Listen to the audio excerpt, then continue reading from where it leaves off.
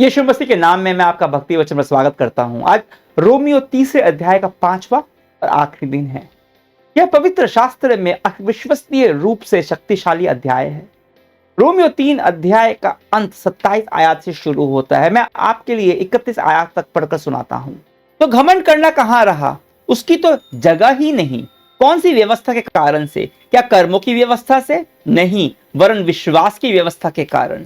इसलिए हम इस परिणाम पर पहुंचते हैं कि मनुष्य व्यवस्था के कामों से अलग ही विश्वास के द्वारा धर्मी ठहरता है। क्या परमेश्वर केवल यहूदियों ही का है? क्या अन्य जातियों का नहीं? हाँ, अन्य जातियों का भी है, क्योंकि एक ही परमेश्वर है जो खतने वालों को विश्वास से और खतना रहितों को भी विश्वास के द्वारा धर्मी ठहराएगा। तो क्या हम व्यवस्था को विश्वास के द्वारा व्यर्थ ठहराते हैं? कदापि नहीं, वरन व्यवस्था को स्थिर करते हैं। यह रोमियो अध्याय 3 का निष्कर्ष है। और निष्कर्ष यह है, एक लोग, एक परमेश्वर, एक ही तरह से सब लोगों को समान रूप से एक ही परमेश्वर की आवश्यकता है। परमेश्वर जिसने हम सभी को एक ही तरह से बनाया है, यीशु मसीह के विश्वास में। इस अध्याय की समाप्ति पर पौलुस कुछ बहुत ही महत्वपूर्ण प्रश्न पूछ रहा है। उन्होंने शेखी बगाड़ने वालों से सवाल पूछा। उसने परमेश्वर के यहूदियों के परमेश्वर होने के बारे में एक प्रश्न पूछा। उसने व्यवस्था के बारे में प्रश्न पूछा। पहला सवाल उसने पूछा कि घमंड करना कहां रहा। वह कहता है कोई कारण ही नहीं बचा घमंड करने का। वह कहता है कोई अहंकार है ही नहीं, कोई घमंड कर ही नहीं सकता। यह उद्धार के बारे में बहुत ही बढ़िया खबर है। सोचिए, अगर उद्धार को लेकर घमंड होता और लोग शेखी बगाड़ सकते, तो सोचिए स्वर्ग के राज्य में क्या हो रहा होता। सब लोग शेखी बगाड़ रहे होते। मैंने ये अच्छा कर्म किया जिस वजह से मैं यहां हूं। मैंने ऐसे ऐसे प्रार्थना की, मैंने ये प्रचार किया, ये योग किया, ये तप किया, मैंने इन लोगों की सेवा की, और लोग घमंड से भरे हुए शेखी मार रहे होते अनंत काल तक। अब अगर ऐसा होता तो मेरी नजर में स्वर्ग का राज्य स्वर्ग जैसा बिल्कुल भी नहीं लगता। इसलिए अब घमंड की कोई स्थान है ही नहीं, कोई जगह नहीं है, क्योंकि उद्धार, मुक्ति, मोक्ष, छुटकारा कर्मों के द्वारा नहीं, व्यवस्था पालन के द्वारा भी नहीं, पर अनुग्रह के द्वारा विश्वास से मिलता है। यीशु मसीह हम सबको परमेश्वर की उपस्थिति में ले चलने में सक्षम है। ये कुछ ऐसा है कि हम एक साथ एक बहुत सी बड़ी लिफ्ट में हैं और वह हम सबको एक साथ पिता परमेश्वर की उपस्थिति में ले चलता है।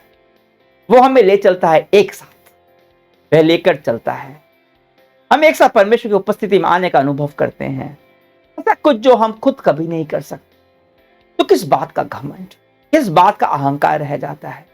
मैं कभी नहीं कह सकता कि मेरा उद्धार मेरे कुछ करने के कारण हुआ है, या फिर मैं परमेश्वर की उपस्थिति में खुद के किसी कर्म के वजह से यहां पे हूं। तो मेरा घमंड करने का तो कोई कारण ही नहीं बचता ना। और फिर पौलुस दूसरा प्रश्न पूछता है। यह प्रश्न हमारे पूर्वाग्रहों को, हमारे प्रेजुडिस को चुनौती देता है। क्या होते हैं ये प्रेजुडिस, पूर्वाग्रह?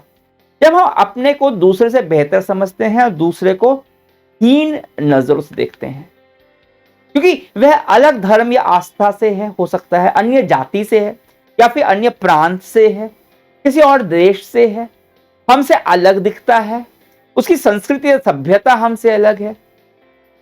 ये उसकी वजह से उसको अपने को बेहतर समझते हैं, उसको हम नीचा देखते हैं। और यह एक तरह का घमंड है। घमंड जो ये महसूस कराता है कि मैं दूसरों से श्रेष्ठ हूं, बेहतर हूं। यहूदियों के पास परमेश्वर की व्यवस्था थी, वे परमेश्वर के चुने हुए थे, इसलिए वे अन्य जातियों को तुच्छ निगाहों से, हीन नजरों से देखते थे। हमारे देश में यही हाल है। अब भी जाति प्रथा, क्योंकि मैं ऊंची जाति का हूं मैं तुमसे बेहतर हूं। या घमंड अपने मजहब का, क्योंकि मैं हिंदू धर्म, सबसे प्राचीन धर्म है हिंदू धर्म, और मैं हिंदू हूं, तो इस बात का घमंड।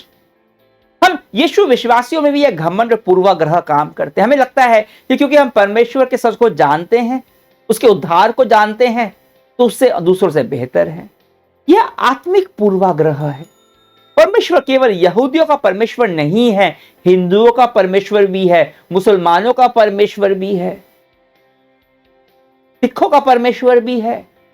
और कोई भी, हाँ कोई भी यीशु मसीह के द्वारा उसके पास आ सकता है। किसी भी मजहब का हो, किसी भी जाति का हो, किसी भी संस्कृति का हो, किसी भी रंग का हो, उसके पास उद्धार पाने का एक ही उपाय है और वो है यीशु मसीह।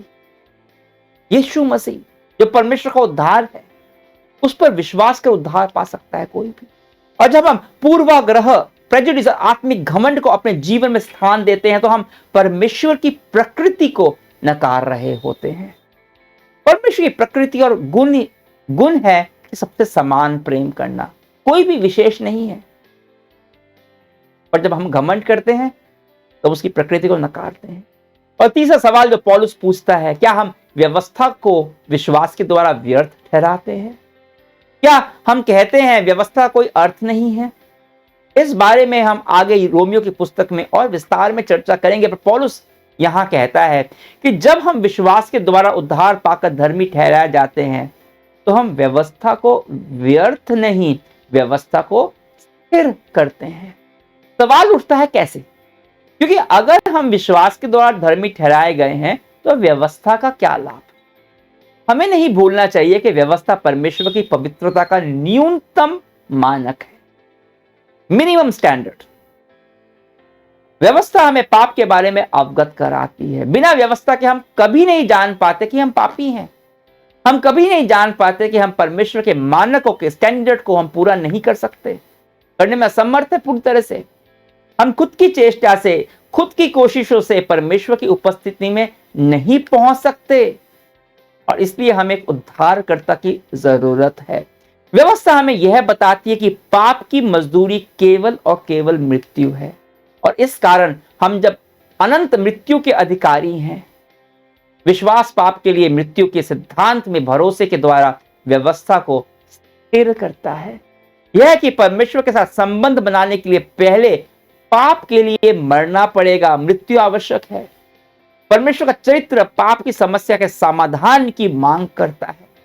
परमेश्वर ने व्यवस्था को स्थिर किया जब व्यवस्था के अनुसार परमेश्वर ने पाप के दंड को क्रियान्वित किया यीशु मसीह में, और वह मसीह की मृत्यु में विश्वास से विश्वासी को मृत्यु दंड से मुक्त घोषित करता है। परमेश्वर ने पाप के मुद्दे को अनदेखा नहीं किया, बल्कि इसे इतनी गंभीरता से लिया कि उसने अपने पुत्र को क्रूस पर मौत की सजा दे दी ताकि हम उसकी धार्मिकता को प्राप्त कर सकें। उन्होंने हमारा पूरा का पूरा कर्ज उतार दिया। जब हम उस पर विश्वास करते हैं तो परमेश्वर हमें उतना ही सही घोषित करता है जितना कि वह खुद है। और आगे हम जानेंगे कि कैसे जो धार्मिकता हमें अनुग्रह से मिली है वह हमें परमेश्वर की नैतिक व्यवस्था को पूरा करने में हमारी मदद करती है, जो हम खुद से कभी नहीं कर सकते।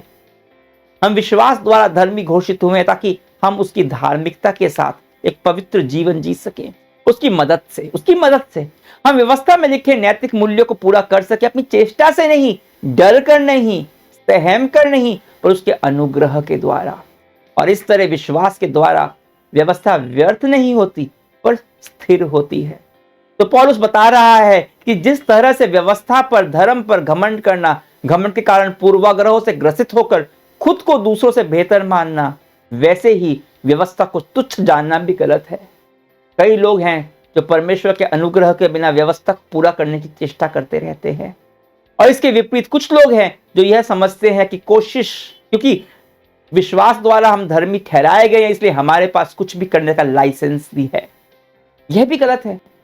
इस बारे में और विस्तार में हम आगे की संस्करणों में बात करेंगे। सच्चाई तो यह है कि इन दोनों समस्या से विश्वासी जन 2000 वर्षों से जूझ रहे हैं और आज भी हम इनसे संघर्ष करते हैं। घमंड और पूर्वाग्रह या फिर दुराचार द्वारा अनुग्रह का दुष्प्रयोग। तो महान सच्चाई हमने उद्धार को लेकर इस सप्ताह सीखी, यह हमें कई बार घमंडी और पूर्वाग्रही और स्वार्थी बना सकती है, क्योंकि हम सच्चाई का केवल एक पक्ष देखते रहे होते हैं कि हमने उद्धार पा लिया और यह भूल जाते हैं कि इस विश्वास द्वारा उद्धार के लिए और धर्मी ठहराए जाने के लिए परमेश्वर ने इसका क्या मूल्य चुकाया। हमें यह बिना मूल्य मिली है पर परमेश्वर ने इसका मूल्य चुकाया है। तो घमंड की, पूर्वाग्रहों की, अनुग्रह का दुष्प्रयोग करने की समस्या से हमें कैसे निपट सकते हैं? कैसे? पहले तो परमेश्वर के सामने ईमानदार होकर इस समय के बारे में ईमानदारी से उससे बात करें। सच्चाई है कि हम में कई बार प्रकार के घमंड है, अहंकार है, और हमारा यह घमंड कई बार हमें परमेश्वर को पूरी तरह से समझने और उसकी स्तुति प्रशंसा करने से रोकता है। यह घमंड की भावना हमें दूसरों के पास जाने से भी रोकती है। हम कुछ लोगों के समूह को तुच्छ निगाहों से देखते हैं। हमें लगता है कि वह परमेश्वर के प्रेम और अनुग्रह के अधिकारी नहीं है। परमेश्वर के सामने इस बारे में विनम्र होइए और उससे क्षमा मांगे। उन सब समय के लिए जब परमेश्वर से बात करें, जब आप वह सब करते हैं जो आप जानते हैं गलत है, पाप है, फिर भी यह सोचकर करते हैं कि कोई बात नहीं, यीशु मसीह के द्वारा हमें क्षमा मिल चुकी है, अभी जो मन करा वो कर लेते हैं और फिर हम माफी मांग लेंगे। उन सब पलों के लिए क्षमा मांगिए, परमेश्वर से बात करें। अगर चाहे तो वीडियो को रोककर परमेश्वर से इन तीनों संघर्षों के बारे में ईमानदारी से बात कर सकते हैं। और आज आप सबके साथ प्रार्थना करने से पहले मैं इन 3 समस्याओं का हल भी बताना चाहूंगा। जब दिल में घमंड की भावना आए तो अपने पर नजर हटाकर परमेश्वर की स्तुति प्रशंसा कीजिए कि उसने हमारे लिए क्या किया है। जब पूर्वाग्रहों के चलते दूसरों को तुच्छ जानने का खुद को बेहतर महसूस हुआ आपको, तो उस स्थान पर परमेश्वर के जुनून के लिए प्रार्थना करें कि आप उनको तुच्छ ना जाने, उनको जाकर उद्धार का सुसमाचार सुनाएं। जिस तरह से यीशु मसीह, जिसके सामने हम तुच्छ थे, उसने अपनी महिमा को छोड़ के वो इंसान बना सुसमाचार के लिए। और जब आपको लगे कि अब जब आपको उद्धार मिल ही चुका है तो आप कुछ भी कर सकते हैं, तो यीशु मसीह के क्रूस को देखिए और देखिए कि आपके उद्धार के लिए परमेश्वर ने क्या कीमत चुकाई है। आइए साथ मिलकर प्रार्थना करते हैं। यीशु, हम प्रार्थना करते हैं जब हमारा सामना हमारे अहंकार से हो, हमारे घमंड से, हमारे स्वार्थ से हो, जब हमारा मन खुद के हिसाब से चलने के परे, तो हम तेरी उपस्थिति, इन सब की उपस्थिति की सच्चाइयों से भागे नहीं, उनको नकारे नहीं, परंतु तेरी ओर दौड़े। हम इन सच्चाइयों से ना दौड़े, हम तेरी तरफ दौड़े, तेरी तरफ मुड़े, तेरे प्रेम, तेरे अनुग्रह और क्षमा की ओर, क्योंकि हम जानते हैं कि तेरे कारण पिता हमें स्वीकारता है। और केवल स्वीकारता ही नहीं है, पर वो ताकत भी देता है कि हम उस तरह का जीवन जी सकें जैसा जीवन तू चाहता है कि हम जिए। वही ताकत हम तुझसे मांगते हैं यीशु, तेरे ऊपर निर्भर होके। यीशु, तेरे नाम से प्रार्थना करते हैं, आमीन। अगले सप्ताह हम रोमियो के 4थे अध्याय को देखेंगे, जहां पौलुस विश्वास के द्वारा धर्मी ठहराए जाने के बारे में और विस्तार में समझा रहा है। विश्वास के बारे में, कैसे विश्वास के द्वारा विश्वास क्या है और क्या नहीं। अगले सप्ताह जरूर जुड़िएगा। तब तक के लिए आज्ञा दीजिए और परमेश्वर की स्तुति आराधना करते रहिए।